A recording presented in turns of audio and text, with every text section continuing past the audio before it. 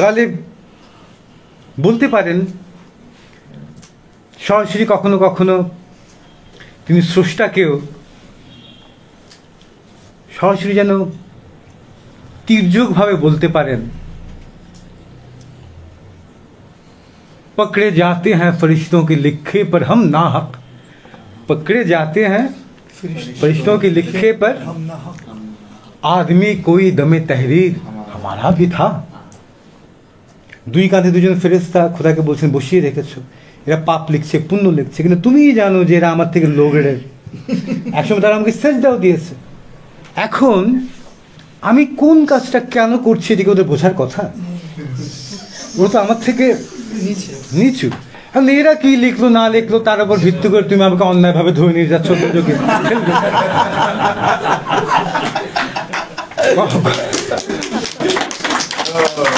গন্ডগোল শেষ না, গালিবের দাবি অন্য জায়গায়। উনি শুধু অন্যায় করছে বলেই থামিয়ে দিচ্ছেন না, উনি বলছেন যে আমি কি করেছি না করেছি এটা বুঝতে হলে ফেরেশতা দিয়ে হবে না, মানুষ লাগবে। ওই যে দুই ফেরেশতা লিখেছিল পাপ পুণ্যের হিসাব, লেখবার সময় আমার পক্ষ থেকে কোনো মানুষ সাক্ষী আছে কিনা তাকে ডেকে আনে। মানুষের কাজ মানুষ বুঝতে পারবে, ফেরেশতার পক্ষে এটা বোঝা সম্ভব না। শুভেচ্ছা জানাচ্ছি আপনাদের সবার পক্ষ থেকে। মির্জা গালিবকে জন্মদিনের শুভেচ্ছা জানানো দরকার, সেটাও জানিয়ে দিলাম।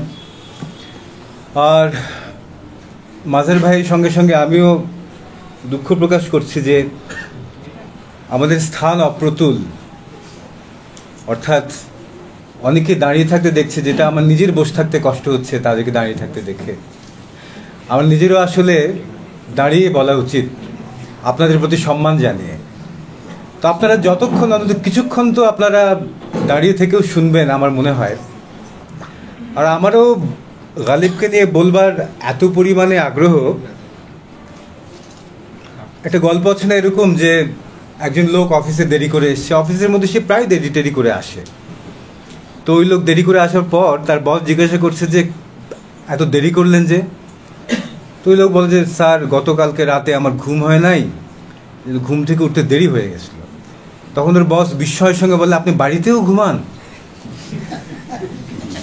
তো সারা বছরই আমি বলি, আবার একই সঙ্গে 27 তারিখও আপনাদেরকে ডেকে এনে আলাদা করে গালিবকে নিয়ে কথা বলা বাড়িতেও ঘুমানোর মতো ব্যাপার হয়ে যায়। গালিবকে নিয়ে বলার আজকে শিরোনামটা ছিল এরকম যে জগতের সঙ্গে খুনসুটি। কেন দুনিয়ার সঙ্গে খুনসুটির কথা বললাম? আমাকে বলা হচ্ছিল যে গালিবকে নিয়ে কী শিরোনাম দেবেন। প্রথমে মনে হলো যে ওই শিরোনামটা দিই যে তোমার বয়ান গালিব। শের আছে গালিবের বিখ্যাত যে ইয়ে মসাইলে তসব্বুফ ये तेरा बयान गालिब तुझे हम वली समझते जो ना बादाखार होता।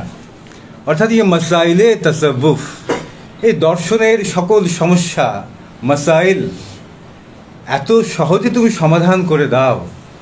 ইয়ে তেরা বয়ান গালিব, আর তোমার এই বয়ান, তোমার এই বলা, আহা কি অপূর্ব বলা। তুঝে হাম ওয়ালি সমঝতে, তোমাকে আমরা ওলি আল্লাহ বলেই মনে করতাম, জো না বাদা খার হতা, শুধু তুমি মদ না খেলেই হতো। সবই ঠিক ছিল, মদটা খেয়ে গন্ডগোলটা বাঁধিয়ে দিই। এখন এই যে গন্ডগোলটা লাগানো, যে তোমাকে ওলি আল্লাহ বলে ভেবে নিয়েছিলাম প্রায়, হঠাৎ করে দেখে যে তুমি মদ খাও, বড় গন্ডগোল। এই গন্ডগোলটা গালিবের সারা জীবনের সমস্ত কবিতার মধ্যে বিদ্যমান। সমস্ত কবিতার মধ্যে যা কিছুকে আপনি প্রশ্নহীনভাবে নেবেন, যা কিছুকে সবাই ভেবে নেবে যে এর বিরুদ্ধে কোনো প্রশ্ন উঠতেই পারে না, গালিব তার মধ্যে গন্ডগোল লাগিয়ে দেন। যা কিছু আপনি চিন্তার মধ্যে ভাববেন যে এখানে ভাবনার কোনো দরকারই নেই, এটা একেবারে মানে প্রশ্নহীন ব্যাপার, গালিব সেখান থেকে একটা প্রশ্ন ছুঁড়ে দেবেন। কীরকম? যেমন ধরুন, গালিবের খুব প্রিয় বন্ধু ছিলেন মমিন খাঁ মমিন, খুব বড় কবি, গালিবেরই বন্ধু। তো উনি আবার গালিবকেও কবির মধ্যে গুনতেন না, এই টাইপের লোক। তো মমিন খাঁ মমিন নিজে খুবই সুদর্শন লোক ছিলেন, দিল্লিতে ওই আমলে খুবই হার্টথ্রব লোক। এই ভাষাটা বললে বোধহয় বুঝতে সুবিধা হবে।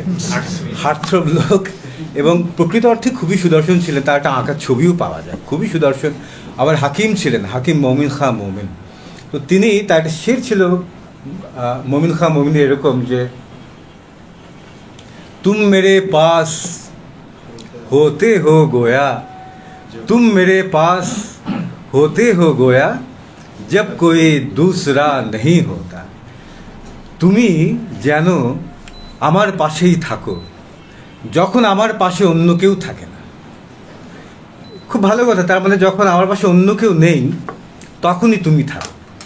গালিব এই শের শুনে খুব বিস্মিত হয়ে গেছিলেন, খুব আনন্দিত হয়ে বলছে, ভাই মমিন, তুমি এই একটা শের আমার নামে লিখে দাও, আমি আমার পুরো কাব্যগ্রন্থ দিওয়ান তোমার নামে লিখে দিয়েছি। এখন যদি শেরটার কথা ভাবেন যে যেন তুমি আমার পাশে থাকো যখন আমার পাশে অন্য কেউ থাকে না, এটার মধ্যে কি এরকম আসলেও ভয়াবহ কিছু আছে যেটা শুনলে মনে হয় যে গালিবের মধ্যে একজন কবি তার সমস্ত কবিতা বিলিয়ে দিতে রাজি, এই কবিতাটা তার নামে দিয়ে দিলে? এটা কি শুধুমাত্র বন্ধুকে একটু উঁচুতে তোলা, নাকি আরও কোনো ব্যাপার থাকে? আফজাল ভাই আছেন এখানে, বুঝবেন সেহলে মুমতানা বলে একটা কথা আছে, শুনতে সহজ আসলে সহজ না। ভেবে দেখুন যে তুম মেরে পাস হোতে হো গোয়া, জব কোই দুসরা নেই হোতা। যেন তুমি আমার পাশে থাকো যখন আমার পাশে অন্য কেউ থাকে না। তার মানে যখন কেউই থাকে না তখন যেন তুমি আমার পাশে থাকো। এখানে একটা বড় গণ্ডগোলের ব্যাপার আছে। কেউ যখন আমার পাশে থাকে না তখন তুমি আমার পাশে থাকো, তার মানে ধরেই নেওয়া হচ্ছে যে তুমি সাধারণত আমার পাশে থাকো না। এটা বোধহয় অনেকটা, ধরেন বোম্বের সিনেমার কোনো নায়িকাকে দেখে আপনি প্রেমে পড়ে গেলেন, আজকালকার ভাষায় যাকে বলে ক্র্যাশ খাওয়া, আপনি ক্র্যাশ খেয়ে গেলেন। এখন তার জন্য তো ঠিক আছে, সে তো কোনোদিন আপনার পাশে এসে বসার সুযোগ টুযোগ, আমি জানি না এরকম কোনো প্রেমিক আছে কি না। ধরুন ক্যাটরিনাকে ভালোবেসে ফেললেন এবং কয়েকদিন পরে পত্রিকাতে খবর উঠলো যে অমুকের প্রেমে দেওয়ানা হয়ে ক্যাটরিনা কাইফ বাংলাদেশে। এরকম মাঝে মাঝে খবর ওঠে না যে গ্রিস থেকে ছুটে এলো বাঙালির প্রেমের টানে, অমুক জায়গার নোয়াখালীর আব্দুল মোমেনের প্রেমে ছুটে এলো ইটালি থেকে, এরকম খবর পাওয়া যায়। বরিশালেও হয়। আচ্ছা,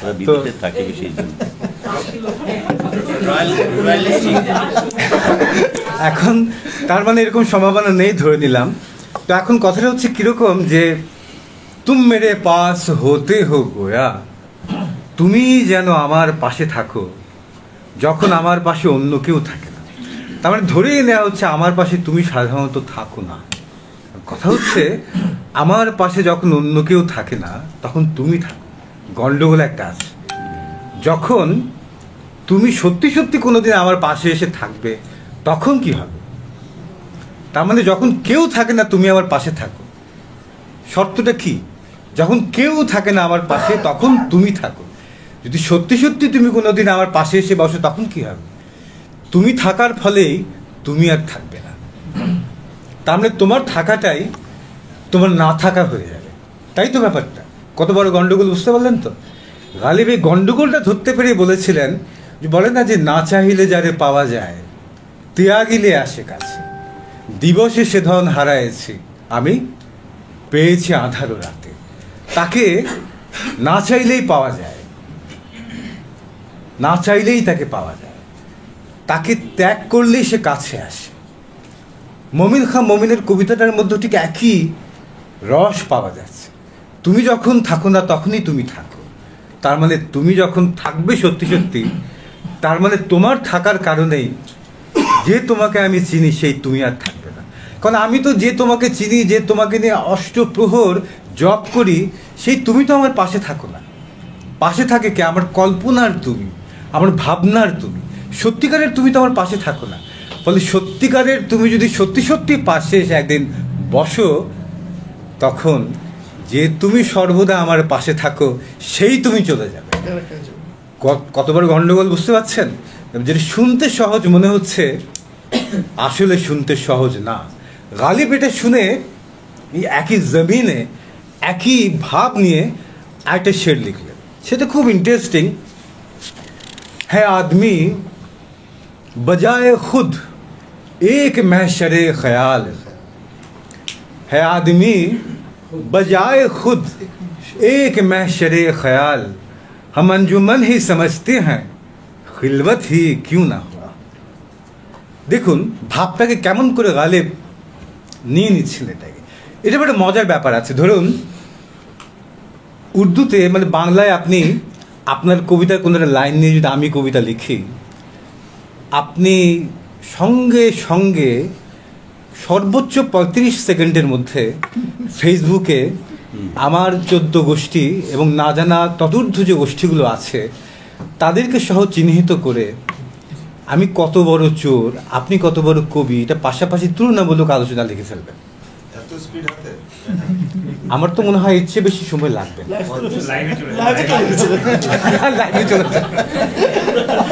এই তো দেখতে হবে কেন, লাইভে চলে যাবে। এখন উর্দুতে আবার ব্যাপারটা ভিন্ন। উর্দুতে আপনি যদি অন্য কোনো কবির লাইন নিয়ে ভাব নিয়ে কবিতা লেখেন, তাহলে ওই কবি যার কবিতা নিয়ে আপনি কবিতাটা লিখলেন সে সম্মানিত বোধ করে। এটাকে উর্দুতে বলে ইস্তেকবাল করনা। ইস্তেকবাল করনা মানে তুমি এতটুকু বলেছো, ওকে ঠিক আছে অসুবিধা নাই, তুমি বলেছো থামো, এবার আমি তোমার পরে বলছি। ফলে যেই কবির কবিতা নিয়ে আপনি বললেন সে তখন সম্মানিত বোধ করে যে আমার কবিতা তাহলে নতুন আরেকটা কবিতার জন্ম দিচ্ছে। আর ভেবে দেখুন, এই যে এই কবিতা আমার, ওই বই আমার, এই জিনিস আমার, এই জিনিসটার সঙ্গে এই জুতা আমার, এই গাড়ি আমার, এই বাড়ি আমার, এই দুটো কি এক হয়? কবিতার সঙ্গে জুতার কোনো তফাৎ নাই, থাকা তো উচিত। ফলে এই যে আমার আমার ভাবটা, এইটা আমার, এই কবিতাটা আমার, কপিরাইট সেন্স, এটা তো আসলে এসছে যখন বাজার সংস্কৃতি এলো পুঁজিবাদের সঙ্গে সঙ্গে। তার আগে বাজার সংস্কৃতি ছিল না। আমরা এখানেও দেখবেন যে একই গান, যেগুলোকে আমরা তথাকথিত লোকগান বলি, খুবই অপমানজনক শব্দ, সেই গানগুলো দেখবেন যে বিভিন্নভাবে বিভিন্ন রকমে এক একজন গাইছে। এতে মূল কবি কিচ্ছু মনে করে না, কিছুই মনে করে না। এই যে আব্দুল করিম, বাউল আব্দুল করিম ওনাকে বলেছিল কালিকা রঞ্জন যে আপনার গান যে এক একজন এক একভাবে গায়, আপনার খারাপ লাগে না, আপনি কিছু মনে করেন না? এক একজন কেউ কেউ আবার নিজের নামে আপনার গান চালিয়ে দিচ্ছে। এখন তো কথা আছেই, চালায় দেন, দিল চালায় দিল। এখন আব্দুল করিম বলছেন যে তোমার সামনে যদি, খুবই স্মার্ট লোক ছিলেন আব্দুল করিম, অসম্ভব স্মার্ট লোক, তোমার সামনে ধরো বড় একটা আয়োজন, অনেক চেয়ার টেয়ার হাজির, তুমি দেখলে যে তোমার সামনে একজন লোক ছাড়া আর কেউ নাই, তুমি গাইতে পারবা? কালিকা রঞ্জন চিন্তায় পড়ে গেলেন যে আসলেও কি গাইতে পারবো, এত আয়োজন করে এসে মাত্র একজন শ্রোতা। আব্দুল করিম বললেন আমি কিন্তু গাইবো যে আমার গানের কথাটা যাতে একজন হলেও শোনে। তাহলে আমার গান নিয়ে কে কেমনে গাইলো, কে কে সুর দিল, কে কার নামে গাইলো, আমার কিচ্ছু আসে যায় না। আমার গানের যে কথা, এটা মানুষের মধ্যে গেলেই হয়। ফলে এই যে ধারণাটা, কপিরাইটের ধারণাটা আমার কবিতা আরেকজন নিয়ে নিল, এই ধারণাটা আসলে বাজার সংস্কৃতি যখন জগতের মধ্যে পরিষ্কার হয়ে জেঁকে বসলো, তার আগে এই ধারণাটা ছিলই না। তো উর্দু কবিরা এখনও সেটা বলেন না, তাহলে কেবল ইস্তেকবাল করে না। আপনার কবিতার লাইনে আমি কবিতা লিখছি, খুবই ভালো কথা, উর্দু কবিরা খুশি হয়ে যান। গালিবও मोमिन खां मोमिनेर এই যে বিখ্যাত কবিতা, तुम मेरे पास होते हो गोया जब कोई दूसरा नहीं होता, যেন তুমি আমার পাশে থাকো যখন আমার পাশে অন্য কেউ থাকে না, এইটাকে গালেব ইস্তেকবাল করে অভিবাদন জানিয়ে কি নতুন ধরন একটা কবিতার মধ্যে দিয়ে ওই ভাবটাকে নিয়ে উনি বলছেন যে है आदमी बजाय खुद एक महशरे ख्याल हम अंजुमन समझते हैं खिलवत ही क्यों ना हो, है आदमी बजाय खुद एक महशरे ख्याल। महशर মানে হচ্ছে হাসর, হাসর মানে হচ্ছে এই महशরের মূল অর্থটা তুলে নিয়ে আসা, উঠে নিয়ে আসা। হাসর হচ্ছে যেখানে যে যেখানে আছে সবাই এক জায়গায় হাজির হয়ে যাবে, এই জন্য এটাকে महशर বলে। যে যেখানে থাকুক সবাই এক জায়গায় হাজির হয়ে যাবে, महशर বলে। এই জন্য এটা গালিব বলছেন যে है आदमी बजाय खुद एक महशरे ख्याल, মানুষ নিজেই बजाय खुद, বা যা মানে তার নিজের জায়গায়, যাকে তুমি মানুষ বলে মনে করছো, একটা মানুষ বলে ভাবছো, সে নিজেই আসলে কি এক महशरे ख्याल, অজস্র কল্পনার জগৎ ভর্তি যত কল্পনার হাসর, সব কল্পনা যদি এক জায়গায় গিয়ে জমা হয়, সব ভাবনা যদি একটা ময়দানে গিয়ে জমা হয়, সে ময়দানটা হচ্ছে একটা মানুষ। আপনি একটা একা মানুষ নন, আপনার মধ্যে অজস্র শত সহস্র কোটি চিন্তা আপনার অস্তিত্ব জুড়ে বিরাজ করছে। গালিব বলছেন মানুষ যেন একটা শুধু মানুষ নয়, সে নিজেই যেন অজস্র কল্পনার একটা হাসর, অজস্র কল্পনার একটা ময়দান। হাম আঞ্জুমান সমঝতে হ্যাঁ খিলওয়াত হি কিউ না। মানুষ যতই নিজেকে একাকী ভাবুক, নিঃসঙ্গ ভাবুক, সে নিঃসঙ্গ নয়। তার চারপাশে সর্বদা অজস্র কল্পনার, অজস্র ভাবনার একটা ভিড়, একটা বাজারের মতো। ওই একই কথা মমিন খাঁ মমিন যেটা বললেন, যখন কেউ থাকে না তখন যেন তুমিই আমার পাশে থাকো। ওই একই ভাবনাকে গালিব কোথায় নিয়ে গেলেন, যা মানুষ আসলে সে নিজের জায়গাতেই এক ম্যাশারে খেয়াল, যেন অজস্র ভাবনারা জগতের সব জায়গা থেকে উঠে এসে আমার মধ্যে ঠাঁই নিয়েছে। মানুষকে যতই তুমি নিঃসঙ্গ একা বলে মনে করো না কেন, মানুষ আসলে একা নয়, নিঃসঙ্গ নয়, সে এক বিরাট আসরের মতো। অজস্র কল্পনা যেন তাকে সর্বদা ভিড় করে ঘিরে রাখে। হাসরে নিয়েই গালিবের চমৎকার কথা আছে, এটা বরাবরই আমার ভাল লাগে, যে একটা মানুষের ভাবনাগুলো কি চমৎকারভাবে প্রকাশ করতে পারতেন। গালিব অজস্র চিঠি লিখেছেন, আপনারা জানেন। এখন কিন্তু যে চিঠি পাওয়া যায় সেটাই 5 খণ্ডে সংকলিত হয়েছে, 5 খণ্ডে। গালিবের আমলে লোকে এতভাবে চিঠি লিখত না, এবং চিঠি লিখতে গিয়ে গালিব উর্দু গদ্যের জন্ম দিয়ে দিয়েছে। কারণ তার আগে লোকেরা এমনভাবে চিঠি লিখত, এত ফেনিয়ে ফেনিয়ে চিঠি লিখত, এর মধ্যে মূল কথাটা কই সেটাই খুঁজে পাওয়া যেত না। গালিব চিঠি লিখতে গিয়ে বন্ধুদেরকে উর্দু গদ্যের জন্ম দিলেন, আধুনিক উর্দু গদ্যের জন্মই দিয়ে দিলেন। ভেবে দেখুন, এক চিঠির মধ্যে গালিব 1857 মহাবিদ্রোহের পর, যেটাকে আমরা ইংরেজদের অনুসরণ করে বলি সিপাহী বিদ্রোহ। ইংরেজরা বলতে চাইছিল ভারতবর্ষের বাকি সবাই আমাদেরকে ভালোবাসে, ঠিক যেমন করে শেখ হাসিনাকে বাঙালি ভালোবাসতো, কিন্তু এই কয়েকটা সিপাহী গণ্ডগোল লাগিয়ে দিয়েছে। এবং আমরাও দেখুন, ওরা এটাকে বললো সিপাহী বিদ্রোহ, আমরাও এটাকে সিপাহী বিদ্রোহ নামে এখনও ডাকি। তার মানে ওই যারা, ওরা যেমন করে আমাদেরকে ভাবতে শিখিয়েছিল, সে ভাবনার ধরন আসলে আমরা একদম ত্যাগ করতে পারি, বাদ দিতে পারি। গালিব সেই মহাবিদ্রোহের পর এক বন্ধুকে চিঠিতে লিখছেন যে যখন সিপাহীরা দিল্লির দরজা ভেঙে, শহরের দরজা ভেঙে ভেতরে প্রবেশ করলো, তখন বহু সৈনিক কি করলো, বিন হাতিয়ার লড়নে কে লিয়ে উঠ খড়ে হুয়ে। শহরের ভেতরে যে সৈনিকরা ছিল তারা তলোয়ার ছাড়া, অস্ত্র ছাড়াই লড়াই করার জন্য উঠে দাঁড়ালো। इतने यार मरे कि अब जो मैं मरूं तो मेरे लिए रोने वाला कोई ना रहेगा। দিল্লির বড়রা দিচ্ছে, আমার এত বন্ধু মরেছে এই যুদ্ধে, এত বন্ধু মরেছে, এখন যদি আমি মরি আমার জন্য কাঁদবার মতো কেউ বাকি নেই। এরপরে বলছে, তো कहते हैं कि मरने वाले जाके कयामत को मिले। বলে লোকেরা বলে যারা মরে গেছে ওদের সঙ্গে নাকি গিয়ে আবার কিয়ামতের দিন দেখা হবে।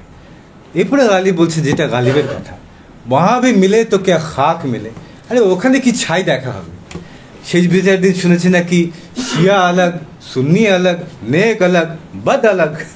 সেই বিচার দিন নাকি এই পুণ্যবানরা এক জায়গায় দাঁড়াবে এক কাতারে, পাপীরা এক কাতারে দাঁড়াবে, হিন্দু এক কাতারে, মুসলমান এক কাতারে।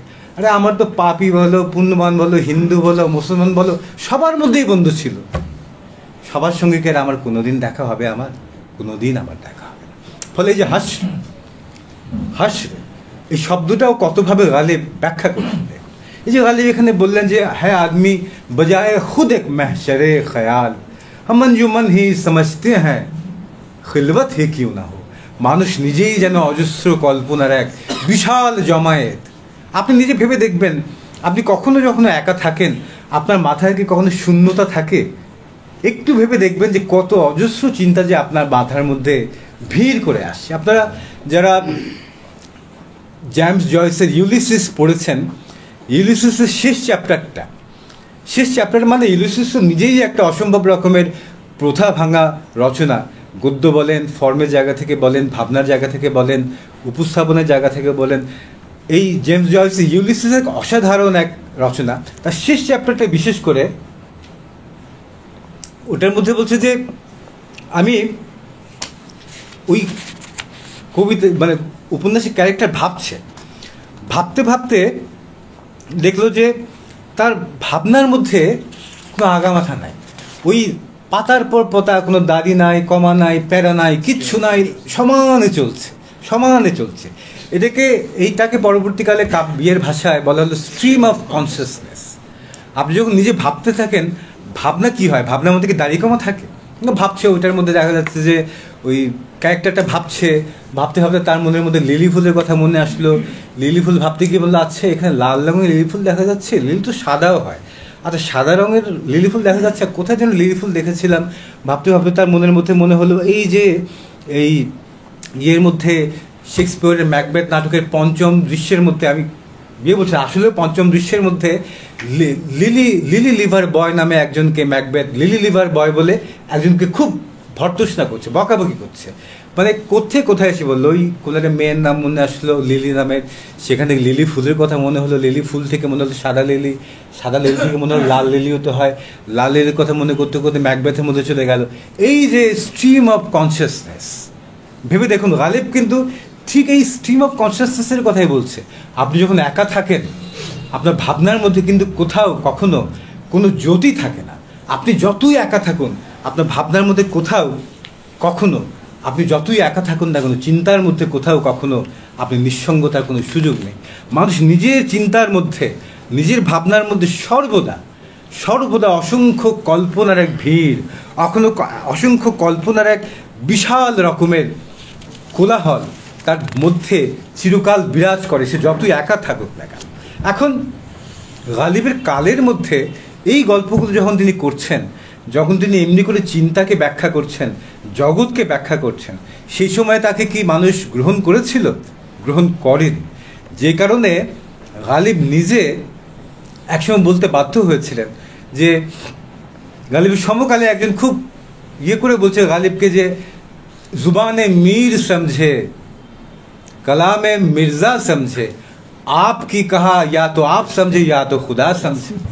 একজন গালিবকে তামাশা করে বলছে যে, মীর থেকে মীরের কবিতা বুঝি, মির্জা রফি সওদার কবিতাও বুঝি, আপনার কবিতা হে গালিব মির্জা সাহেব, আপনার কবিতা হয় আপনি নিজে বোঝেন, নইলে খোদা বোঝে, আর কেউ নাকি বোঝে না। ফলে গালিবও নিজে একসময় বাধ্য হয়ে বলেছিলেন, একদম অভিমান, সূক্ষ্ম অভিমানও ছিল এটার মধ্যে, যে না সতাইশ কি তমন্না না সিলে কি পরবা, প্রশংসার আশা করি না আমি, না সিলে কা পরবা, কোনো প্রতিদান তোমরা দেবে সেই প্রতিদানের পরবা আমি করি না। মেরে আর মেঘর মানি নেই না সহি, আমার কবিতার মধ্যে যদি কোনো অর্থ না থাকে, নাই থাকলো, আমি তোমাদের কাছে প্রতিদানও প্রত্যাশা করি না, কোনো পুরস্কারও তোমাদের কাছ থেকে প্রত্যাশা করি না। ফলে গালিবের কালে কিন্তু গালিবকে এরকম কোণঠাসা হয়ে কাটাতে হয়েছে। কারণ যে লোক 200 বছর আগে, একটা লোক যার ভাবনার মধ্যে কিনা স্ট্রিম অফ কনসিয়াসনেস প্রকাশিত হয়, সেই লোকটাকে তার কালের লোকেরা বুঝে ফেলবে, এটা মনে করবার কোনো কারণ নেই। আর নিজে উনি বরাবরই একটা ছিলেন প্রথা ভাঙা লোক। যেমন তিনি মানুষ যখন সবাই যখন মানে সোজা কথায় যাকে বলে বন্ধুর পথ, যে পথের মধ্যে কাঁটা আছে, সেই পথকে যেখানে সবাই এড়িয়ে চলতে চায়, সেখানে গালিব কি বলেন? গালিব সেখানে বলেন যে, এই পথ ভর্তি কাঁটা দেখে, কারণ মনে পড়ছে সেটা,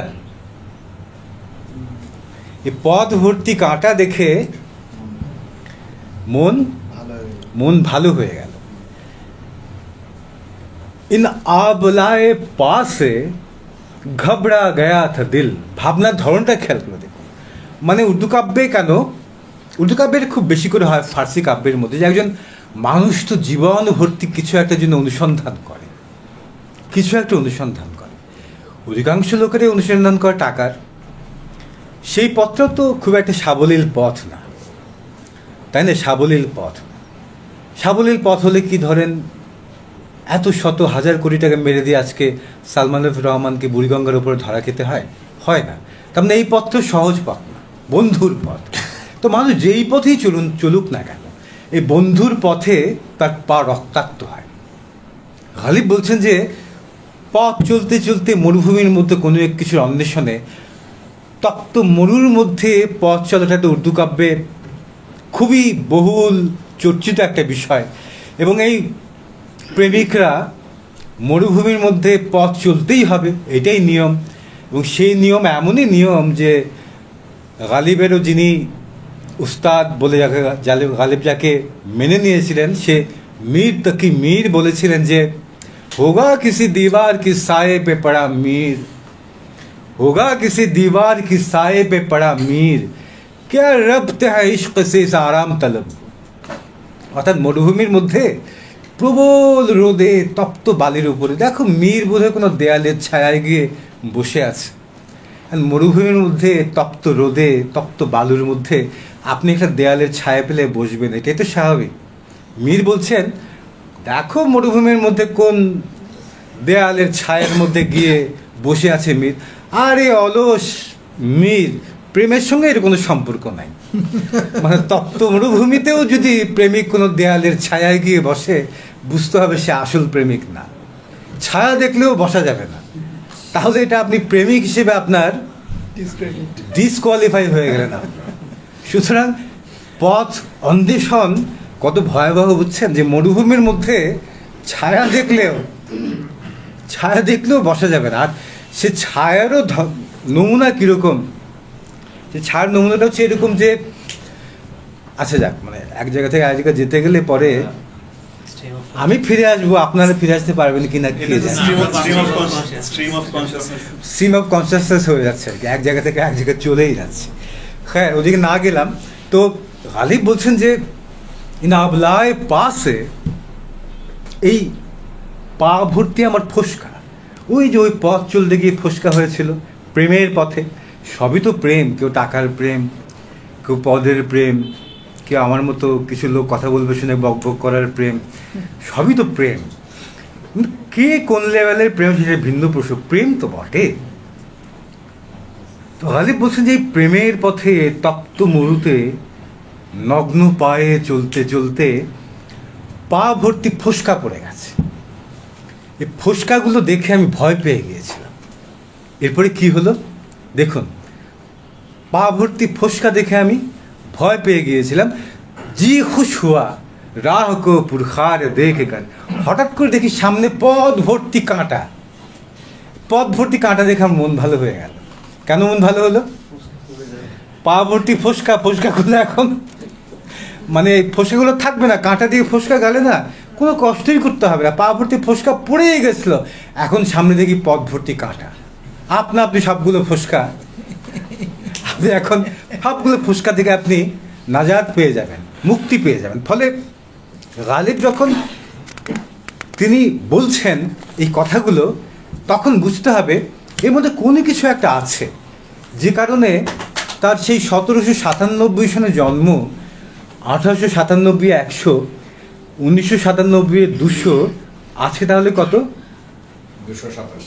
227 বছর পর তার জন্মভূমি আগ্রা, তার কর্মভূমি দিল্লি থেকে এত হাজার মাইল দূরে, দুটোই দূর, দিল্লি থেকে বাংলাদেশও দূর, ঢাকাও দূর। 1797 থেকে 2024 এইটাও দূর। এত দূরে বসে কেন আপনাদের এতগুলো মানুষ ভেতরে যারা আছে তাদের কথা বলছি না, আপনারা সৌভাগ্যবান, আপনারা বসার জায়গা পেয়ে গেছেন। যারা দাঁড়িয়ে আছেন তারা কেন দাঁড়িয়ে আছে, এটা একটা চিন্তার ব্যাপার না? এখন আমার তো মনে হচ্ছে আমি বরং কথাটা ছেড়ে দিয়ে তাদেরকে ডেকে জিজ্ঞাসা করি, ঠিক কী কারণে আপনারা গালিবের প্রতি এই ভালোবাসাটা অনুভব করলেন? কেন আজকেও অজস্র কবিতা গালিবের নামে ফেসবুকে চলছে, প্রচুর কবিতা। যেমন কেউ কোনো একটা কবিতা বলে কি জানি, সারা জীবন আয়না পরিষ্কার করে গেলাম গালিব, পরে কি জানি কি বুঝলাম, আমার মনে থাকে না, খারাপ কবিতা হলে আমার মনে থাকে না।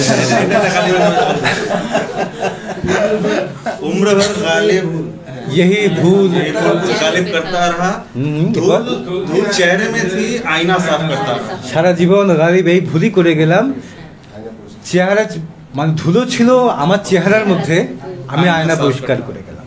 কি এক অদ্ভুত কারণে যে উর্দু কবিতাগুলো লোকের পছন্দ হয়ে যায় তারা ধরেই নেয় যে এটা গালিবের।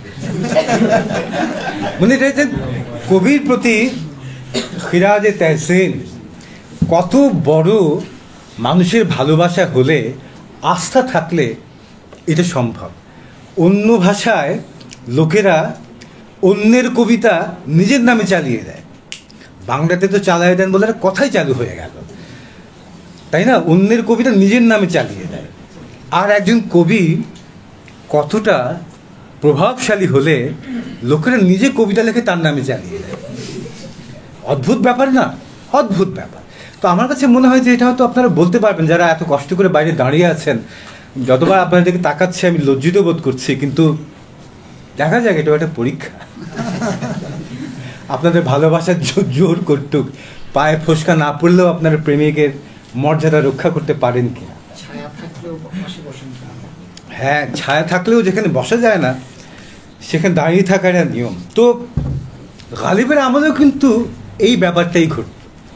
গালিবের আমলেও অন্যান্য কবিরা গালিবের নামে নিজের কবিতা লিখে চালিয়ে দিত। একবার একজন লোক এসে বলছে, ভাই গালিব, আপনার একটা কবিতা শুনলাম, এই কবিতাটা ভালোই লাগলো, সহজ কবিতা, আমিও বুঝে ফেলেছি। আমার কবিতা কি কবিতা লিখলে? বলছে এই যে একটা কবিতার শের বললে এরকম যে, असद असद इस जफा पे भी तूने वफा की, असद इस जफा पे भी तूने वफा की, शाबाश शाबाश इस शेर रहमत खुदा की। মানে আসাদ, এত অবিশ্বাসের মধ্যে, এই অবিশ্বাসের পরেও তুমি তোমার বিশ্বাসের মধ্যে কোনো চির ধরতে দাওনি, শাবাশ, এই শের খোদার রহমত। গালিব শুনে বললেন যে, ভাই এইটা তো আমার কবিতা না।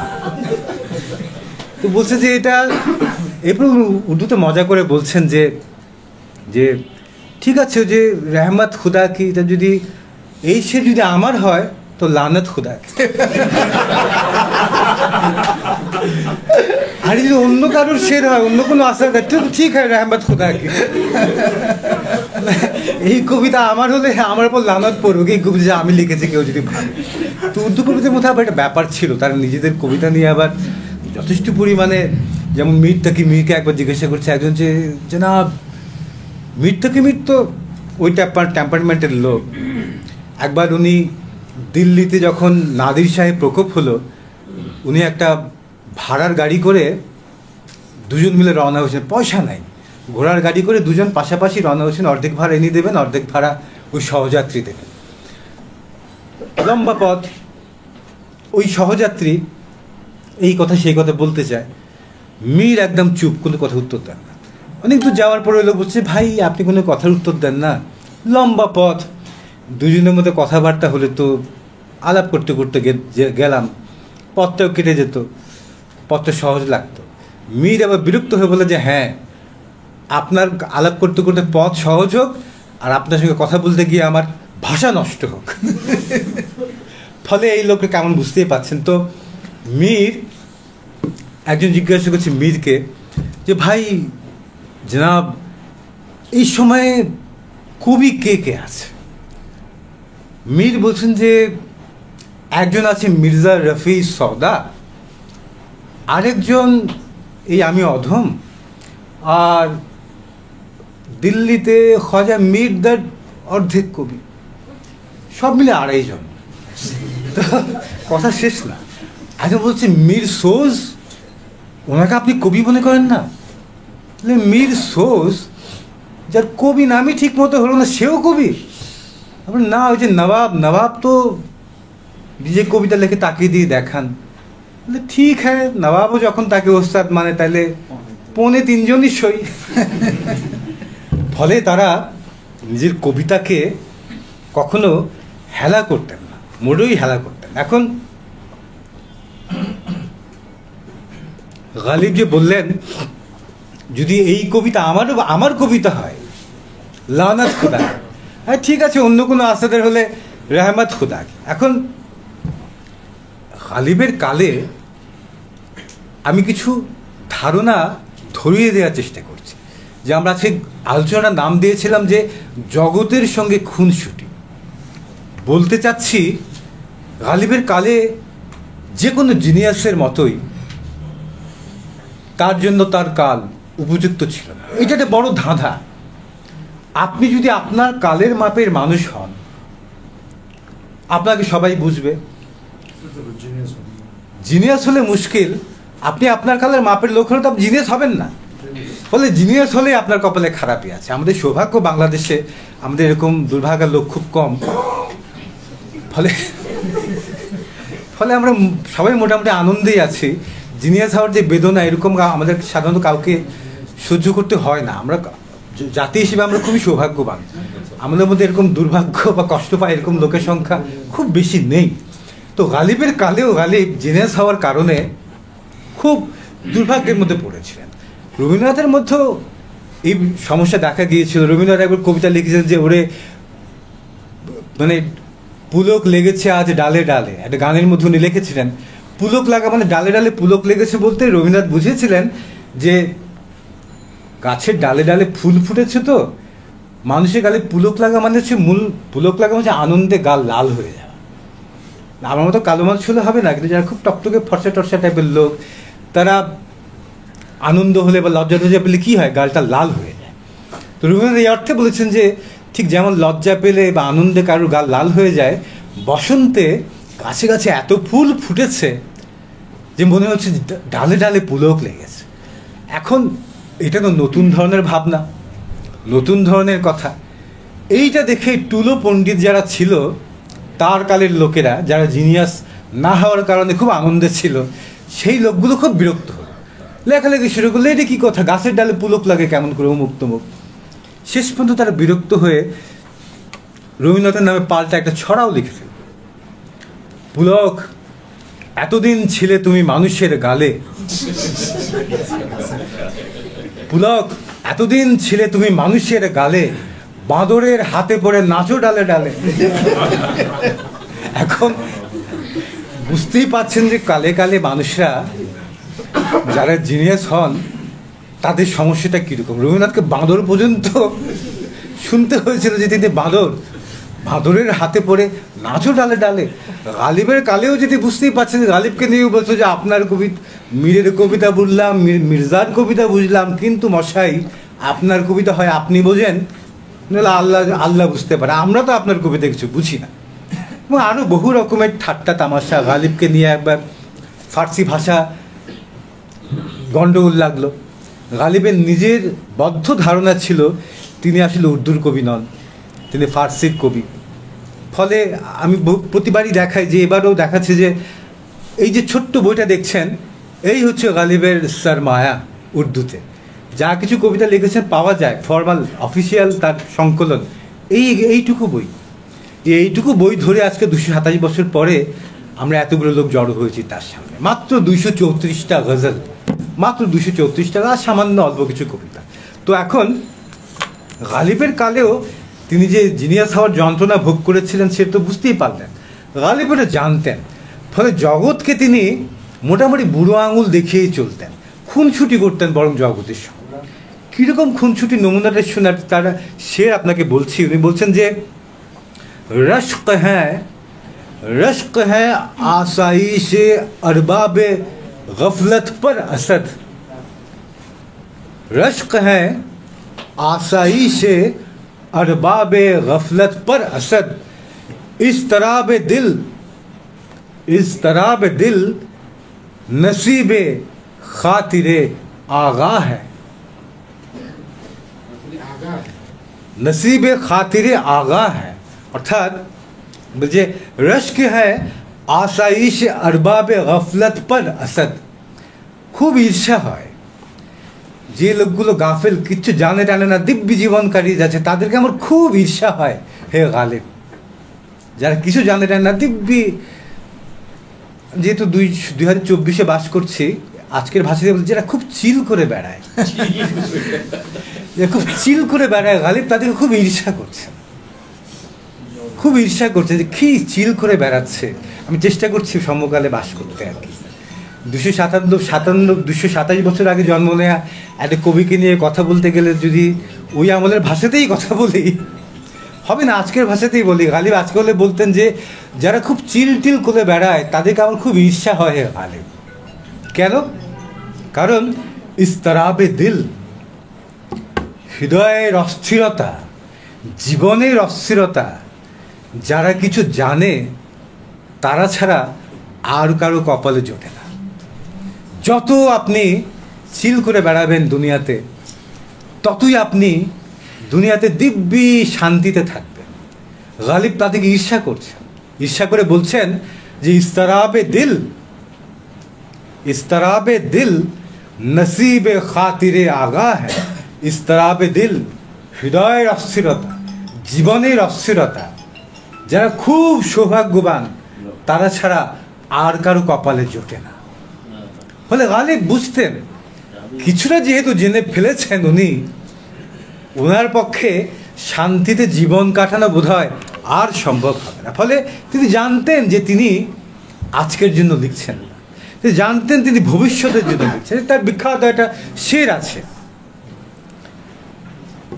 শেরের মধ্যে তিনি বলছেন, হুঁ গরমি এ নিশাতে তসব্বুর সে নগমা সঞ্জ, হুঁ গরমি এ নিশাতে তসব্বুর সে নগমা সঞ্জ, मैं अंदलीबे गुलशने ना फरीदा। লক্ষ্য করে দেখুন, হুঁ গরমি এ নিশাতে তসব্বুর সে নগমা সঞ্জ, যে ভাবনাগুলোকে ভাবছি সেই ভাবনাগুলোর ধ্যানের উত্তাপে, শব্দগুলো খেয়াল করে দেখুন, ভাবনার ধ্যানের উত্তাপে আমি অবিরাম গান গেয়ে যাচ্ছি, কিন্তু আমি জানি मैं अंदलीबे गुलशने ना फरीदा हूँ, আমি জানি আমি যে বাগানের গানের পাখি সেই বাগান এখনো পৃথিবীর বুকে জন্মায়নি। আপনি নিশ্চিত থাকতে পারেন, আমার কাছে মনে হয় গালিব তো জানতেন যে 1000 মাইল দূরে বসে আমরা 227 বছর পরে ঠিকই তার বাগানে কতগুলো লোক সেই গান শুনবার জন্য এসে এক হবে, তাই না? উনি বোধহয় এই বাগানের কথাই বলেছিলেন 200 বছর আগে, না? मैं अंदलीबे गुलशने না আফ্রিদা। ওই গাছ শিবরানোর মতো একটা ব্যাপার বটে, গাছ শিবরানোর মতো ব্যাপার। ফলে তার কালে তিনি অনেকেই বলেন যে তিনি তো কাসিদা লিখছেন রাজা বাদশার জন্য, তিনি তো মহারানী ভিক্টোরিয়ার জন্য কাসিদা লিখে পাঠিয়েছিলেন। এই কেমন কবি! আরে ভাই, আজকাল কি আমরা যারা, এই যে আমি একটা জায়গায় কাজ করি, এখন আপনি যদি বলেন যে এই যে বইটা আমি লিখেছি মির্জা গালিবের সঙ্গে দেখা, এই বইটা সুযোগে একটু ক্যানভাস করে নিলাম, এই যে মির্জা গালিবের সঙ্গে লেখা আমার বইটা, আপনি যদি বলেন যে ভাই আপনি তো আরেকটা পত্রিকায় গিয়ে লেখেন, আপনার বই কী পড়ব, তার মানে ওইটা আমার কমার্শিয়াল লেখা, বাঁচার জন্য লিখতে হয়, লেখে না? কবিরাও কি আজকাল সিনেমার জন্য গান লেখে না? লেখে তো। পত্রিকা চাকরি করে আমি করি না, এখন ওই পত্রিকায় আমি লিখি বলে আপনি বলবেন যে আমার বইয়ের কোনো দাম নাই? কমার্শিয়াল লেখা লিখতে হবে। এখন একজন লেখক সে লিখে বলে কি উই পোকার মতো যে কাগজে লেখে ওটা খেয়ে তাকে বেঁচে থাকতে হবে? তা তো বাঁচার জন্য আপনার যা লাগে কবিরও তাই লাগে, লেখকেরও তাই লাগে। তো ওই কাসিদাটা ছিল গালিবের কমার্শিয়াল লেখা, বাঁচার জন্য তাকে লিখতে হয়েছে কমার্শিয়াল লেখা। বাঁচার জন্য লিখতে হবে না, আমিও তো লিখি, বাঁচার জন্য লিখি। ফলে গালিবকে কাসিদাও লিখতে হয়েছে। এখন যে গালিবকে কাসিদা লিখতে হলো, এটা কি গালিবের লজ্জা? নাকি গালিবের মতো লোকে কাসিদা লিখতে হলো এটাও সময়ের লজ্জা? লজ্জাটা কার? সমস্যা এমনই যে এখনো গালিবকেই লজ্জা দেওয়া হয় কাসিদা লিখতে বলে। এটাই দুর্ভাগ্যের ব্যাপার। হয়তো গালিব যে বাগানের জন্মানোর কথা বলেছিলেন, সে বাগানটা হয়তো এখনো পুরোপুরি জন্মাতে পারেনি। বাগান জন্মানোর তো কঠিন কাজ, সহজ কাজ না। মীর বলেছিলেন যে আই বাহার তো নখলে দার পের মীর, আই বাহার तो नखलेदार पे मीर सरे मंसूर ही का बार आया। বার মানে ফল। বসন্ত যখন এলো ফাঁসি কাঠের গাছে তাকিয়ে দেখি হে মীর মনসুরের কাটা মাথা ফল হয়ে ধরেছে। ওই ফাঁসি কাঠের গায়ে এই জগৎটাকে একটু বেঁচে থাকার উপযোগী করতে গিয়ে কত মানুষ প্রাণ দিচ্ছে এখন পর্যন্ত। কয়েকদিন আগেও কত হাজার মানুষ মরল না? ওই যে মনসুরের সূত্রপাত, তারও আগে থেকে স্পার্টাকাস থেকে সূত্রপাত, প্রাণ দিয়ে যাওয়া, প্রতিষ্ঠানের সামনে বলা যে তোমাকে আমি বিন্দুমাত্র গুনি না, পুরো জগৎ তোমার সামনে মাথা নেওয়ায় আমি তোমার সামনে মাথা নোয়াবো না। ফলে তার মাথা কাটা যায়, মাথা কাটা যায় মনসুরের, মাথা কাটা যায় স্পার্টাকাসের, মাথা কাটা যায় ফরাসি বিপ্লবে অসংখ্য বিপ্লবীদের। 2024 কতগুলো মানুষের প্রাণ গেল। যুগে যুগে মনসুররা ফিরে আসে না? ফিরে আসে তো। এদের কথা ভেবেই হয়তো মীর বলেছিলেন যে বসন্ত যখন এলো তখন হে মীর তাকে দেখি ওই ফাঁসি কাঠের মধ্যে, ফাঁসি কাঠের শুষ্ক বৃক্ষে মনসুরের কাটা মাথায় ফল হয়ে ফুটল। সরে মনসুর হি কা বার আয়া। তো এই যে জগতের সঙ্গে সরাসরি চ্যালেঞ্জ ছুঁড়ে দেয়া, চ্যালেঞ্জ ছুঁড়ে দিয়ে বলা যে দেখো তোমরা যারা দিব্যি চিল করে বেড়াচ্ছ তোমাদেরকে আমি খুব ঈর্ষা করি, বলে আবার পাল্টা যা বলার বলে দিলেন যে দুনিয়াতে হৃদয়ের অস্থিরতা, যত অশান্তি যারা একটু জেনে ফেলেছে তাদের কপাল ছাড়া অন্য কপালে জোটে না। এখন আপনি নিজেই নিশ্চিত হয়ে নেন যে এই অস্থিরতার জোটাটা, কষ্টে থাকাটা কি সৌভাগ্য নাকি দুর্ভাগ্য? আমি জানি এখন জিজ্ঞাসা করলে সবাই হ্যাঁ আমারও কপালে আমার খুব খারাপ, জানেন আমারও খুব খারাপ লাগে। এটা হচ্ছে ওইরকম ওই যে লোকেরা হাত দেখার সময় বলে আপনি খুব সরল মানুষ, বললে সঙ্গে সঙ্গে বলে জি আর বলেন না। এরপর বলে আপনি মানুষকে বিশ্বাস করে করে ঠকেন, বলে আর বলেন না আসলেও ঠিক। দেখা যাবে এই লোক ব্যাংকে থেকে 500 কোটি টাকা মেরে দিয়েছে, তাকেও যদি বলেন আপনি মানুষকে বিশ্বাস করে ঠকেন, সে বলে হ্যাঁ আসলেও কথা ঠিক। মানে এরকম কিছু কথা থাকে যেগুলো বললে আপনি কখনো না বলবেন, কেউ না বলবে না।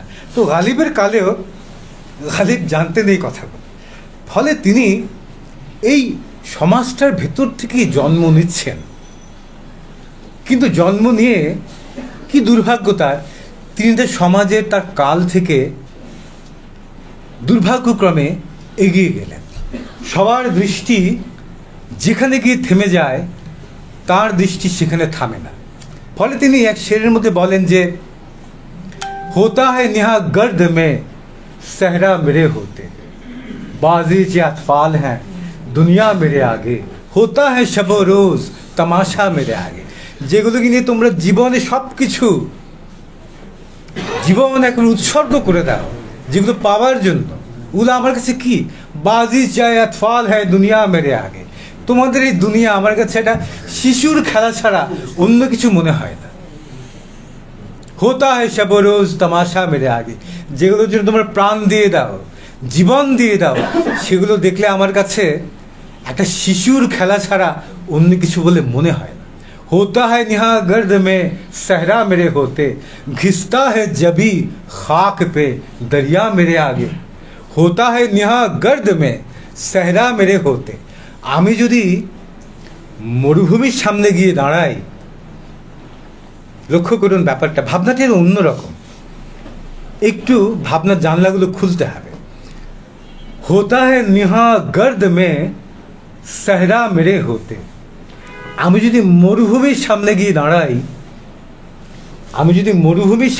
দাঁড়াই, মরুভূমি ভাবে গালিবের সামনে আমি এই রুক্ষ ঊষর বালি কেমন করে মেলে ধরবো? কবির সামনে তো বালির বুক মেলে ধরা যায় না। ফলে মরুভূমি কি করে? মরুভূমি তার বালির নিচে লজ্জায় লুকাতে চায়। শব্দটা খেয়াল করে দেখুন, মরুভূমি কিসের? বালির। কবি যখন মরুভূমির সামনে গিয়ে দাঁড়ান, গালিব বলছেন আমি যখন মরুভূমির সামনে গিয়ে দাঁড়াই, মরুভূমির লজ্জায় তার নিজেরই বালির তলায় লুকাতে চায়। এখানে গন্ডগোল আছে। মরুভূমির বালির নিচে কি? আরো বালি। ফলে মরুভূমি চাইলেও গালিবের মতো জিনিয়াসের জীবন সহজ হওয়ার কোনো উপায় নাই, তার চিল করার কোনো উপায় নেই। কোনো বড় কবির দুর্ভাগ্য, কবির দুর্ভাগ্য। এটা একটা মানে ল্যাটিনে বলে মানে আচ্ছা দিকে গেলাম না, দুঃখিত, আবার স্ট্রিম অফ কনসিয়াসনেসে ভেসে যেতে চাই না। মানে কবির পক্ষে বা ভালো থাকা বোধহয় আর জিনিয়াসদের পক্ষে সম্ভব হয় না, সম্ভব হয় না। ওই ভালো থাকতে গেলেই তারা অন্যের খাঁচার পাখি হয়ে যান, ফলে তাদের পক্ষে ভালো থাকা সম্ভব হয় না। ফলে গালিবের পক্ষে ভালো থাকা সম্ভব হওয়ার কথা না। আসলে হোতা হ্যায় নিহা গর্দ মে সেহরা মেরে হতে। আমি যদি গিয়ে দাঁড়াই মরুভূমির সামনে, মরুভূমি বালির নিচে নিজেকে লুকোতে চায়। কোনো একজন সৌভাগ্যবান ব্যক্তি ভেতরে এসে বলুন, এটা এমন এক বাস যাত্রারে ভাই কেউ নামছে না, কোনো স্টেশনে থামছেও না, কেউ নামছেও না, ফলে এক সিট যে খালি হবে আশা করা যায় না বোধহয়। আমি সিট খালি হওয়ার আমিও থামিয়ে দেবো, বাস থেমে। এটা ওয়ান ওয়ে জার্নি, পথে কোথাও নন স্টপ। ঢাকা শহরে নাকি একসময় গাড়ি ছিল যে লেখা নন স্টপ, কিন্তু জায়গায় জায়গায় থামে, জায়গায় জায়গায় থামে। হ্যাঁ, তো কেউ এই জন্য আর বিশ্বাস করে না। পরে নাকি এক বাসে লেখছে খোদার কসম নন স্টপ। নন স্টপ লেখলে কেউ বিশ্বাস করে না, কি করবে? 2 কদম পরে পরে থামে, এই জন্য বাসের গাড়ি লিখেছে খোদার কসম নন স্টপ। তো খোদার কসম এটাও নন স্টপ, আমি কিছুক্ষণ পরে থামিয়ে দেবো। হ্যাঁ, এটাও ভালো কথা, যদি তেলের হবে ইঞ্জিন অফ হয়ে যায় সেটাও সম্ভাবনা আছে। खैर, तो गालिब বলছেন যে होता है निहा गर्द में सहरा मेरे होते घिसता है जबी खाक पे दरिया मेरे आगे। আমার সামনে মরুভূমি নিজেই বালির তলে নিজেকে লুকিয়ে ফেলতে চায়, আমার কথা মিথ্যা প্রমাণ করে দিয়ে একটা সিট খালি হয়ে গেছে। কোনো নারী যদি থাকেন, কোনো নারীকে অপেক্ষা করে আছেন যে বাইরে এসে পড়ুন, এবং মিউজিক চেয়ারের মতো যে কেউ ওই জায়গাটায় বসে পড়ুন। আচ্ছা, আমি আবার আপনাদের কাছে দুঃখ প্রকাশ করছি, আমাদের জায়গা খুব ছোট, হৃদয় বড় হয়ে তো লাভ নেই রে ভাই। ওই যে ওখানে ওখানে ওখানে। আচ্ছা, তা এখন গালিব বলছেন যে আমি যখন মরুভূমির সামনে গিয়ে দাঁড়াই, তখন মরুভূমি নিজেকে বালির নিচে লুকিয়ে ফেলে। ঘিসতা है जबी खाक पे दरिया मेरे आगे। আমি যখন নদীর সামনে গিয়ে দাঁড়াই, সমুদ্রের সামনে গিয়ে দাঁড়াই, সমুদ্রের ঢেউ তখন ঘিসতা है जबी खाक पे, সমুদ্রের ঢেউ তখন ধুলোর ওপরে নিজের মাথা ঠোকায়, মাথা আছড়ায় আমি যখন সামনে গিয়ে দাঁড়াই। ফলে গালিব নিজের মূল্য বুঝতে পারছেন, আবার বুঝতে পারছেন যে এই সমাজের মধ্যে জন্মেও তিনি কেমন করে এই সমাজের থেকে ব্রাত্য হয়ে যাচ্ছেন। সেই ব্রাত্যতার বোধ, যে এই সমাজের মধ্যে জন্মেই আমি কেমন করে এই সমাজ থেকে আলাদা হয়ে যাচ্ছি, এটা বেদনার বোধ না? এর চারপাশে সবগুলো মানুষ থেকে আমি বিচ্ছিন্ন হয়ে যাচ্ছি, তারা আমার কথা বুঝতে পারছে না, আমি তার কথা বুঝতে পারছি না। গালিব কি অসাধারণভাবে বললেন যে या रब वो न समझे हैं, आहा, या रब वो न समझे हैं न समझेंगे मेरे बात, दे और दिल उनको जो ना दे मुझको जुबा और। যে হে খোদা, এই মানুষগুলো, আপনাদের কথা বলছি না, আরো আচ্ছা, এই মানুষগুলো, হে খোদা, এই মানুষগুলো এরা আমার কথা বোঝেনি, এরা আমার কথা কোনোদিন বুঝবেও না। উপায় কি? दे और दिल उनको जो ना दे मुझको जुबा और। আমাকে যদি অন্য কোনো ভাষা না দাও হে খোদা, তাদেরকে অন্য আরেকটা হৃদয় দাও, তারা যাতে আমার কথাগুলো বুঝতে পারে। এবং এই বেদনাই প্রকাশিত হচ্ছে গালিবের সেই শেরের মধ্যে যে গরওয়া কি নেহি, गरवा की नहीं वहां से निकाले हुए तो हैं, गरवा की नहीं दोहराइए।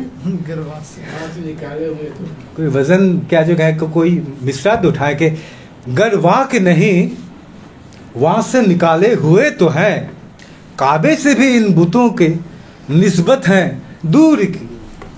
কাবা শরীফের মধ্যে এক সময় পাষাণ প্রতিমা ছিল না, যেগুলো মক্কা বিজয়ের পর যেগুলোকে হটিয়ে দেওয়া হয়, ভেঙে ফেলা।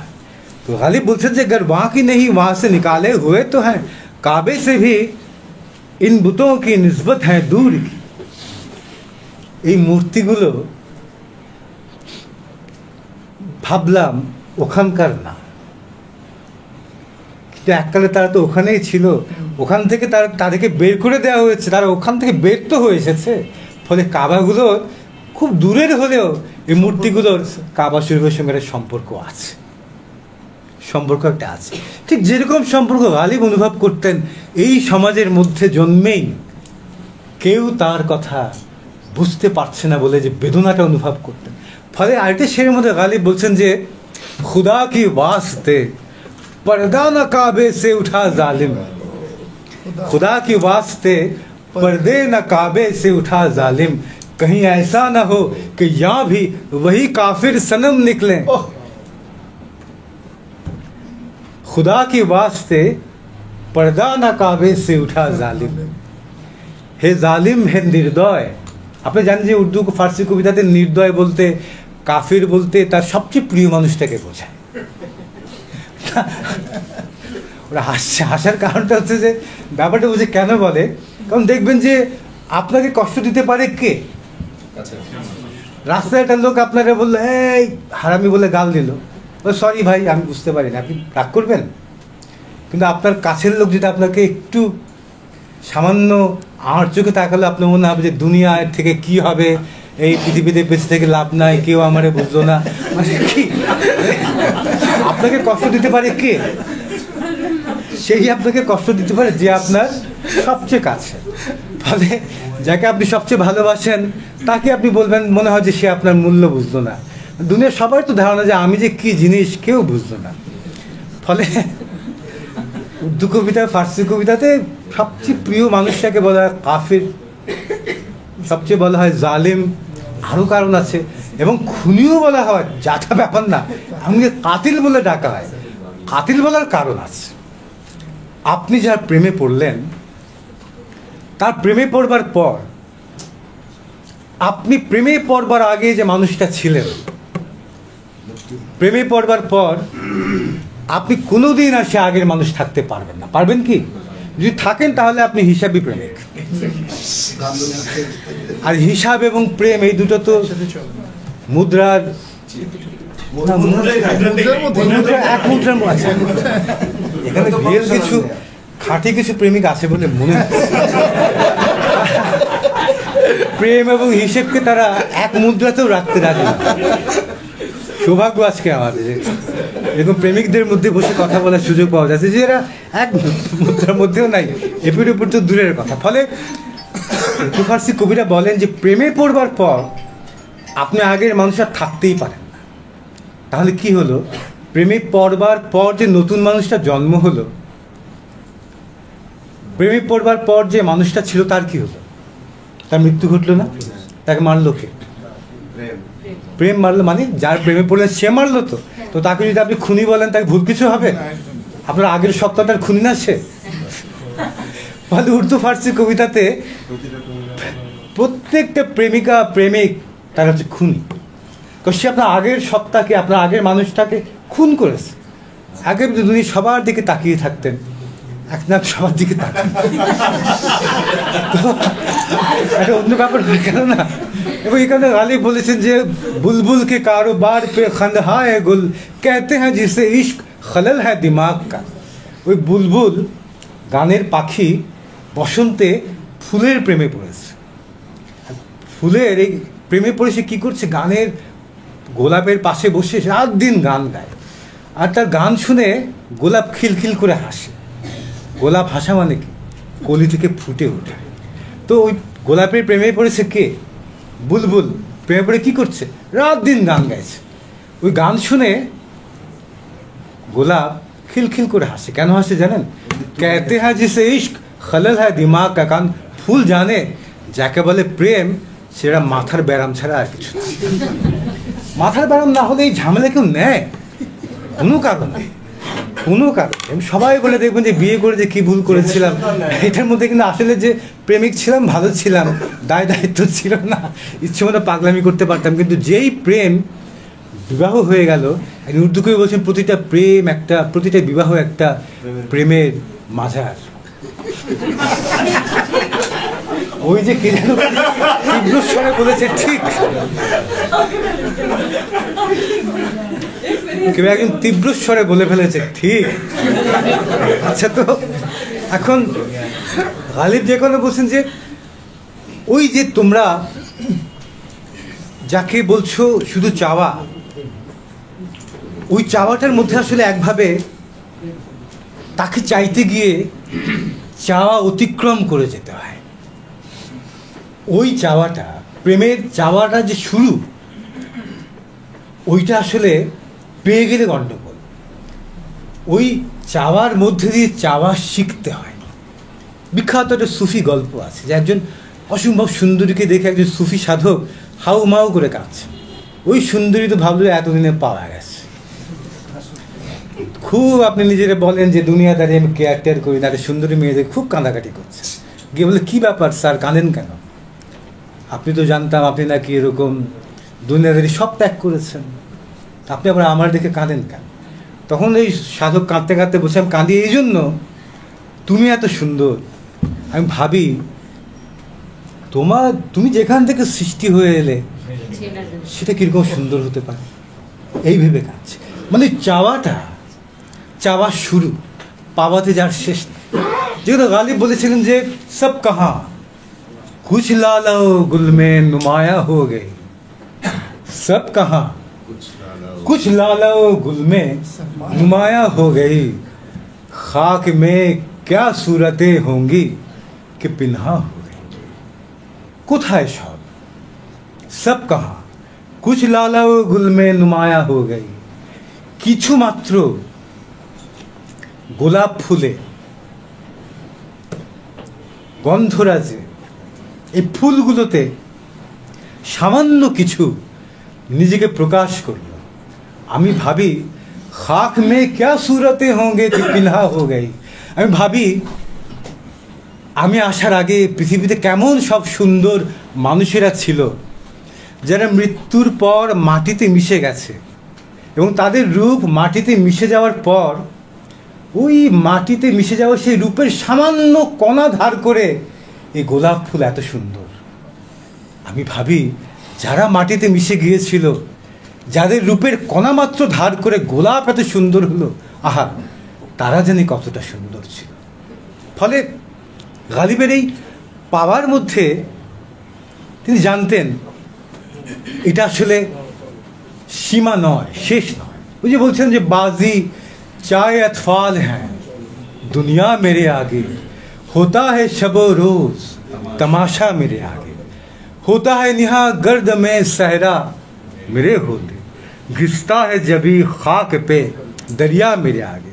এরপরে দুর্দান্ত লাইন আছে। এরপর জগৎকে কিন্তু গালিব চ্যালেঞ্জে ছুড়ে দিচ্ছেন, मत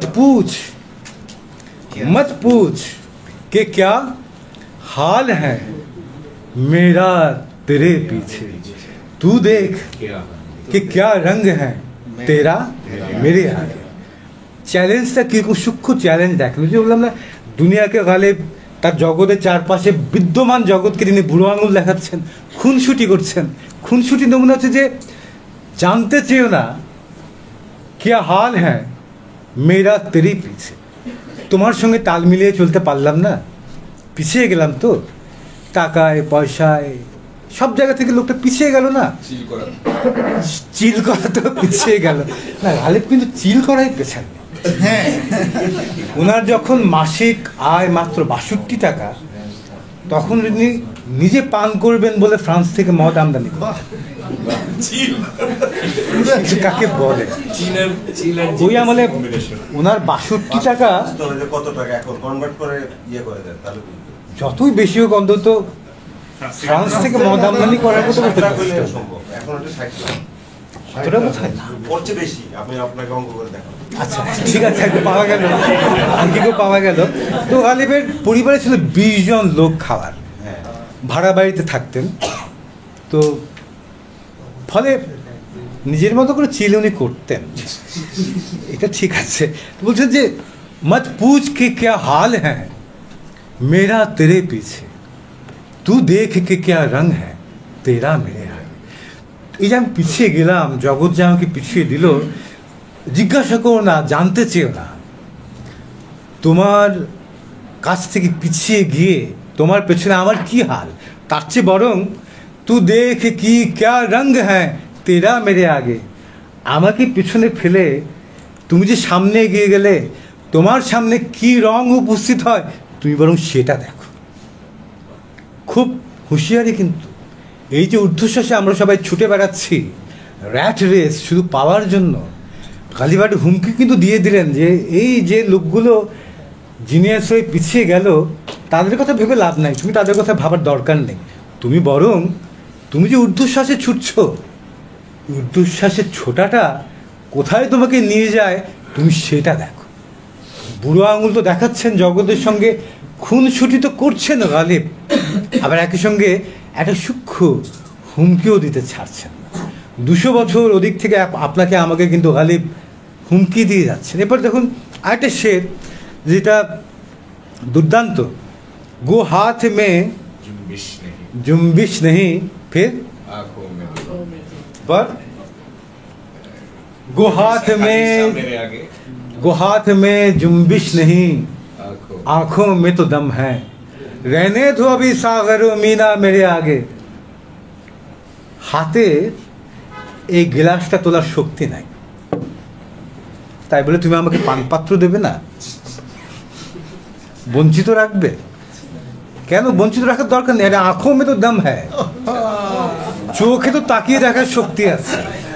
আমি অন্য লোকদের মতো না যে হাতে তুলে চুমুক দিয়ে পান করতে হয়, ও তাকালেই হয়, ও তাকালেই হয়। আমি তুমি পানপাত্রের সামনে রাখো, আমি তাকাবো, যা ঘটার ঘটে যায়। পরবর্তীতে একজন কম বয়স্ক, আমার ধারণা, তিনি বলছিলেন যে নশা যায় মুঝে তেরি জবানি কি কসম। এই কমামানের কবি কী করবেন, কবিতাকে টিকিয়ে রাখে কিন্তু কমামানের কবিরাই। গালিবের মতো কবিতা 100-200 বছর পরে পরে একজন আসে, তো এতদিন কি লোকজন অপেক্ষা করে থাকবে? ততদিন এই যে ছোট ছোট কবিরা কবিতা লেখে, এরাই কিন্তু কবিতাকে টিকিয়ে রাখে, ফলে এদের হেলা করবে না। ওই ছোট একজন এরকম কবি বলছে যে নশা যায় মুঝে তেরি জবানি কি কসম, তু আগর জাম মে ভরকে মুঝে পানি দে দে। তোমার যৌবনের কসম, আমার নেশা হয়ে যাবে, শর্ত একটাই, তুমি নিজ হাতে গ্লাস ভর্তি করে আমাকে জল দাও, তাহলেই হবে, মদ পর্যন্ত লাগবে না। গালিব বলছেন যে দেখো দেখো, গো হাত মে জুম্বিশ নেই आंखों में तो दम है, रहने दो अभी सागरो मीना मेरे आगे। ভাবছো হাতে এই গ্লাসটা তুলবার শক্তি নেই আমার বলে আমাকে পানপাত্র দেবে না? গালিব আবার সূক্ষ্ম ঠাট্টা তামাশা করতে পারতেন ভালো। पिला दे ओख से साकी जो मुझसे नफरत है, पिला दे ओख से साकी जो मुझसे नफरत है, प्याला अगर नहीं देता न दे शराब तो दे। সাকি বিরক্ত হয়েছে, এই লোক তো খুব বিরক্ত করছে, ফলে সে আজকের পানপাত্র দেবে না। তো গালিব বলছে পানপাত্র দেবে না, খুব ভালো কথা,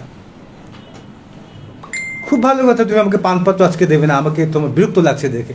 পিলা দে ওক সে সাকি, তো কী করবে, অঞ্জলি ভরেই পান করাও।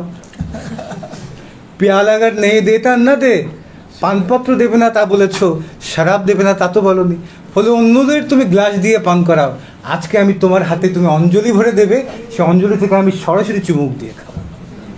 মানে সূক্ষ্মভাবে বলে দিলেন যে দুর্ভাগ্যটাকে আমি সৌভাগ্য বানিয়ে নেব, অন্যরা গ্লাস দিয়ে খাবে, আমি তোমার হাত থেকে সরাসরি চুমুক দিয়ে খাবো। ফলে पिला दे ओख से साकी जो मुझसे नफरत है, प्याला अगर नहीं देता न दे शराब तो दे। পেয়ালা যদি নাই দেবে না দাও, মদ দেবে না তা তো বলনি, মদ দাও অঞ্জলি ভরে, তোমার কথাও থাকুক আমার কথাও থাকলো। ফলে গালিব বলছেন যে আমার হাতের মধ্যে শক্তি নেই পানপাত্র তুলে ধরবার, মানলাম, কিন্তু পানপাত্রটা যদি শুনো সামনে রেখে দেখো, আমার চোখে শক্তি বাকি আছে এখন, তাকিয়ে দেখলি। এই যে সেটা বললাম, সাউন্ড হয় হ্যালো চার্জও নেই।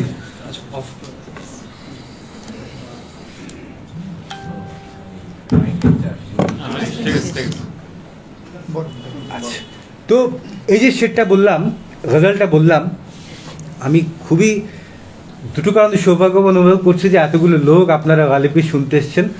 দ্বিতীয় সৌভাগ্যটা আজকে বিশেষ করে যে আমার পাশে যিনি বসে আছেন তার নাম হচ্ছে ওয়ারদা আশরাফ। তিনি রাজি হয়েছেন খুবই অল্প সময়ের মধ্যে, যেটা আমার কাছে খুবই বিস্ময়কর ব্যাপার হয়েছে। আমি ভয়ে কাউকে বলি না গালিবের কিছু গাইতে, বিরক্ত হন সব, কারণ গালিব শুনতে ভালো কিন্তু গাইতে বোধহয় এতটা ভালো না। যে কোনো কারণেই হোক, ওয়ারদা আশরাফ তিনি অনেক জায়গাতে গান করেন, আমাদের ছোট্ট জায়গাতে তিনি আমার ধারণা গালিবকে ভালোবেসে আসতে রাজি হয়েছেন। আমি তাকে অনুরোধ করবো যে গজলটা নিয়ে এতক্ষণ আমি কথা বললাম, এই গজলটা ওয়ারদা গুনগুন করে শোনাবেন আমাদেরকে, কারণ তিনি অনেক বড় বড় জায়গায় গান, ওই ভয়ের কারণে আমি আগে তাকে কখনো বলিনি। একদমই সেরকম কিছু না, আজকেই প্রথম আসা। দুঃখিত, আমার একটা মানে বিয়ের দাওয়াতে যেতে হবে, এরপরে যে কারণে সাজ দিয়ে এসেছি। সাধারণত আমি এভাবে আসি না। গালিব এরকম একটা সাজ দাবি করে। আর আজকে তো ওনার মৃত্যুদিন না, আজকে যাক। জন্মদিন। ধরা যাক গালিবের জন্যই হ্যাঁ হ্যাঁ সাজ হ্যাঁ, দিয়ে আপনি এসেছি। যথার্থ মর্যাদা দিয়েছেন গালিবের। আচ্ছা, আমি গানটা তুলেছি খুব সম্প্রতি। গানটা অসম্ভব, মানে গজলটা অসম্ভব সুন্দর, এবং গজলের অর্থ এবং বিশ্লেষণ অলরেডি জাভেদ ভাই বলেছেন। আমি একটু ভুলভাল হবে এটা মেনে নিয়ে শুনতে হবে, এবং সবচেয়ে বেশি ভুলটা কানে লাগবে জাভেদ ভাই। জাভেদ ভাইকে বলছি মাফ করে দিন। আমি শুরু করছি, আমি আমার মতো করে করছি। আমি জাস্ট একটু ইয়ে করতে পারলে ভালো হতো, কিন্তু সেটা মনে হচ্ছে যে সেই সুযোগ নেই। এখানে আমি কোনো নেটওয়ার্ক পাচ্ছি না। ঠিক আছে, আমার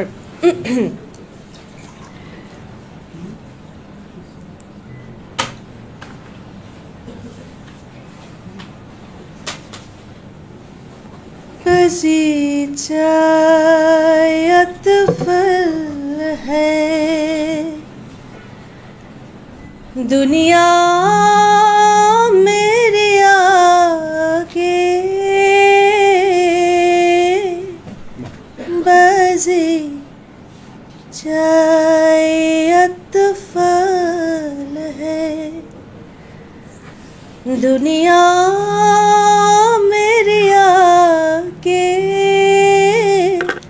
होता है शब रोज तमाशा मेरे आगे, बजी जाए अतफल है दुनिया मेरे आगे, होता है निहा गर्द में सहरा मेरे हाथी, होता है निहा गर्द में सहरा मेरी हाथी, किस्ता है जब खक पे दरिया मेरी आगे, बजी जाए अतफल है दुनिया मेरी आगे, मत पूछ के क्या हाल है मेरा तेरे पीछे, तू देख के क्या रंग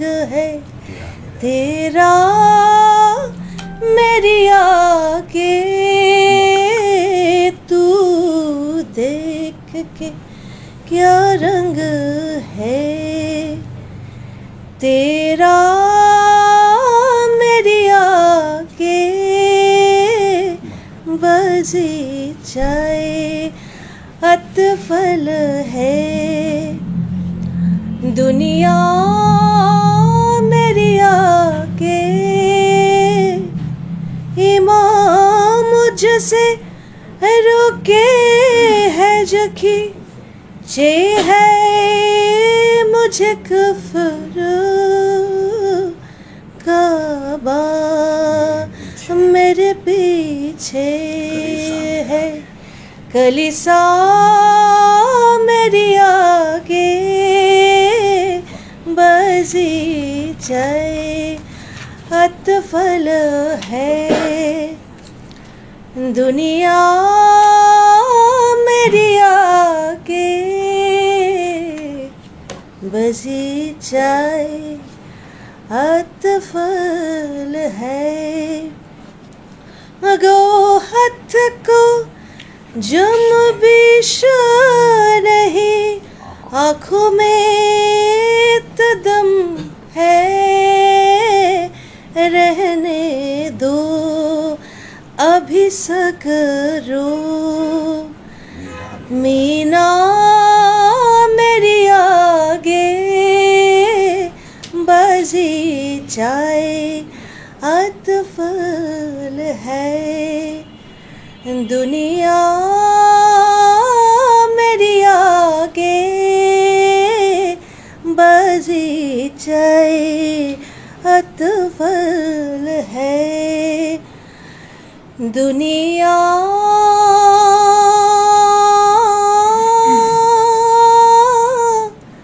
मेरी आगे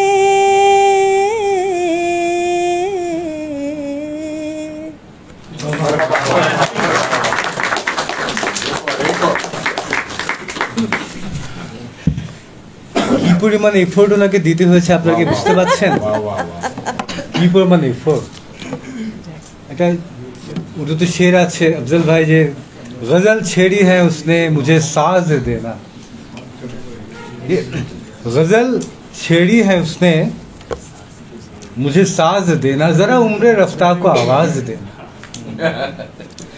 गजल छेड़ी है उसने मुझे साज जरा उम्र रफ्ता যে কাল চলে যাচ্ছে তাকে একটু ডাক দাও সে যেন ফিরে আসে